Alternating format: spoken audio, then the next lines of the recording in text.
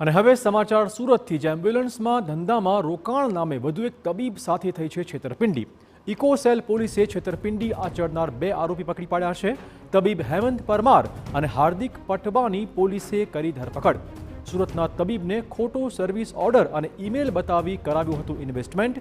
તબીબોને એમ્બ્યુલન્સના ધંધામાં ઇન્વેસ્ટ કરાવીને સારા વળતર માટે લાલચ અપાઈ હતી।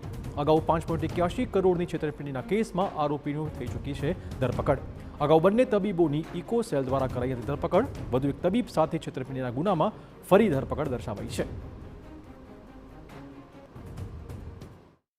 ફરિયાદમાં જણાવ્યા મુજબ આરોપીઓ પોતે સનશાઇન એમ્બ્યુલન્સ સર્વિસના નામથી વ્યવસાય શરૂ કરવા માટે ફરિયાદીને જણાવેલ અને એમાં ઇન્વેસ્ટમેન્ટ કરો તો તમને ભવિષ્યમાં સારું વળતર મળશે એ રીતના વિશ્વાસમાં લઈ અને તેઓ પાસેથી નાણાં પડાવી અને વિશ્વાસઘાત કરી અને ગુનો આચરેલો છે।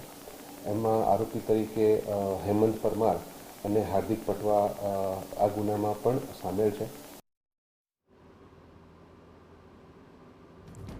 સુરતના તબીબને ખોટો સર્વિસ ઓર્ડર અને ઈમેલ બતાવી કરાયું હતું ઇન્વેસ્ટમેન્ટ। હાલમાં 2 આરોપીની ધરપકડ। પોલીસે આ કેસમાં હવે તપાસ આરંભી છે।